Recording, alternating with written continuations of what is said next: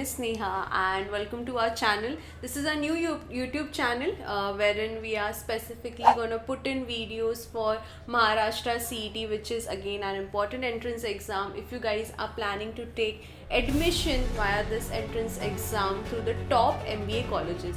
Now guys, I want you to first support us and make sure you're subscribing to our channel. So in this video, I'm going to talk about multiple questions which you guys must be having in your mind, that what exactly is Maharashtra CET, how important it is to give this entrance exam to get into the top colleges.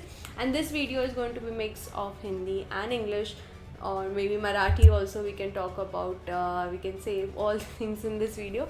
So yeah, let's quickly start. And if you have any questions or anything, make sure you subscribe to our channel, or you can also comment in the comment box below. Okay.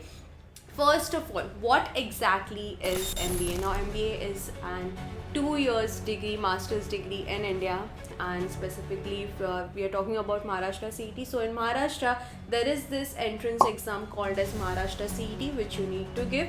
MBA in Maharashtra, which has been recognized under government, is to be called as MMS, which is Masters in Your Management Studies, which is affiliated with the government of Maharashtra University of Mumbai. Okay, it's a 2 years program. You get varieties and different kinds of specializations which you can choose from for your masters. Okay, MBA stands for Masters in Business Administration. Okay, so we are clear about what exactly is MBA, and it's a 2 year program, and you need to have a specific specialization which you choose from, which you get your master's degree on.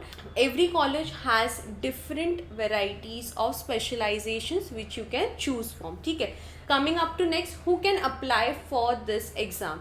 Now, if you are a fresh graduate or if you are completing your graduation, you can apply for this entrance exam. Okay.